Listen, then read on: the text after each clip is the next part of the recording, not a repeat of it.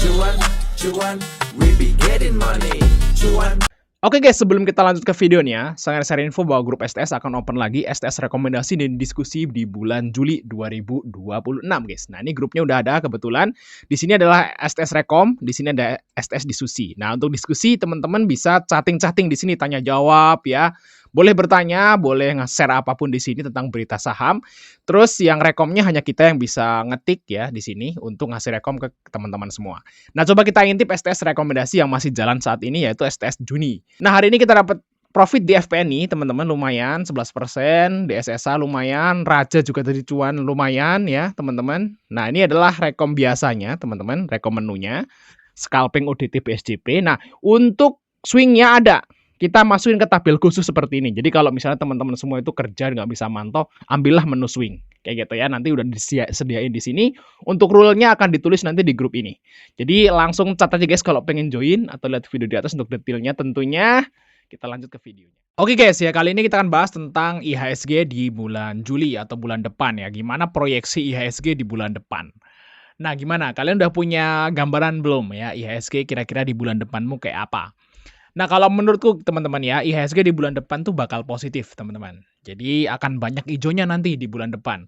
Nah, saya akan beberin beberapa alasan ya kenapa saya berpendapat gitu ya bahwa IHSG di bulan depan tuh bakal lumayan bagus kayak gitu, teman-teman. Nah, ini juga mungkin berita bagus bagi teman-teman yang masih nyangkut kayak gitu ya.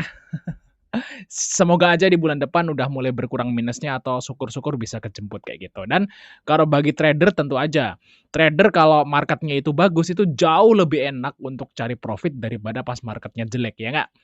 Oke ya, ada beberapa alasan kenapa IHSG di bulan depan tuh bakal bagus. Banyak ijonya lah kayak gitu teman-teman.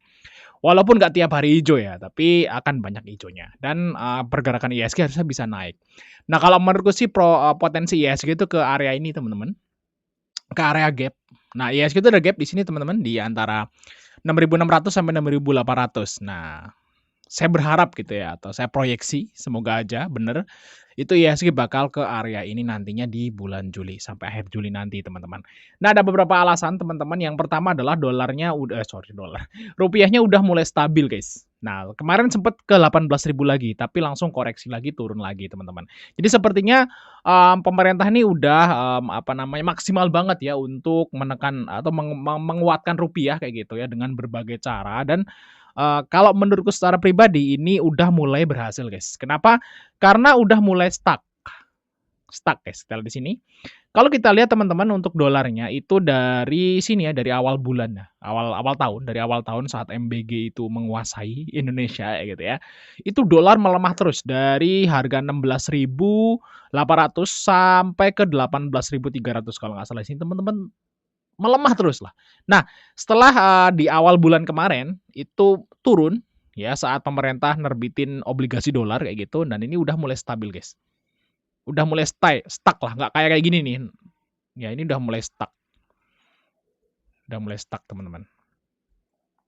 Jadi udah mulai naik turun naik turun naik turun. Artinya udah mulai stay, guys ya, udah mulai sideways di atas untuk dolarnya, teman-teman. Berarti intervensi pemerintah nih udah mulai berdampak lah, teman-teman, kayak gitu. Jadi kalau misalnya rupiah ini, berhenti melemah gitu ya atau syukur-syukur menguat tentu aja, dia akan berdampak pada, market IHSG yang nantinya harusnya akan mulai hijau-hijau kayak gitu teman-teman. Nah tapi sebelum itu guys ya, jangan lupa untuk join STS rekomendasi, nanti kalau marketnya itu hijau atau bagus, kemungkinan besar kita akan profit lebih banyak.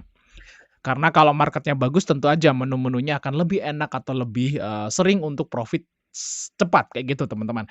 Dan di sini juga ada menu, swing tentunya bagi teman-teman yang nggak bisa trading nanti kita ada menu swing-nya. Langsung catat aja guys kontak ada di situ untuk, join STS rekomendasi saham swing dan ODT BSJP di bulan Juli dan tentu aja di bulan Juli itu ada, IPO guys.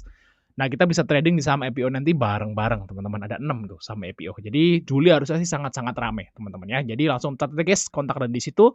Tanggal 30 kita akan closing ya di STS Julinya.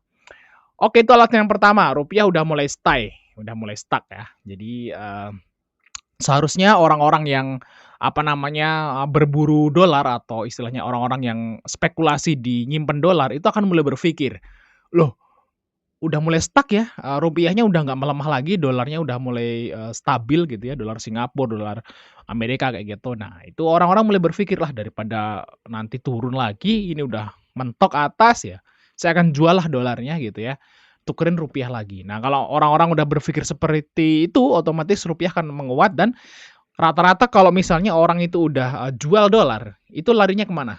Kalau nggak beli surat utang negara atau obligasi, dia akan lari ke saham. Nah, jadi kalau orang-orang lari ke saham, tentu aja ya sahamnya akan mulai naik. Kayak gitu teman-teman ya. Nah itu yang, pertama ya, itu juga pemerintah, lebih gencar lagi aktif ya untuk, apa namanya, menjaga nilai rupiah teman-teman dengan intervensi pasar falas, diversifikasi pembiayaan dan sebagainya, guys. Instrumen penarik modal asing dan sebagainya. Ini udah, maksimal banget mungkin pemerintah buat, menjaga nilai tukar rupiah, teman-teman. Jadi mulai berdampak nih ya, rupiah udah stop melemah kayak gitu, guys. Saat dia udah ke 18 ribuan langsung turun lagi kayak gitu. Jadi udah mulai aman, teman-teman. Oke ya, terus alasan selanjutnya adalah, di sini teman-teman. Alasan selanjutnya adalah, Big Bang ya di bulan Mei itu labanya naik, teman-teman. Nah, saat, di bulan Mei itu kan lagi buruk-buruknya, guys. Ekonomi kayaknya lagi buruk-buruknya lah, ya. Oh, berita negatif semualah bulan Mei, guys.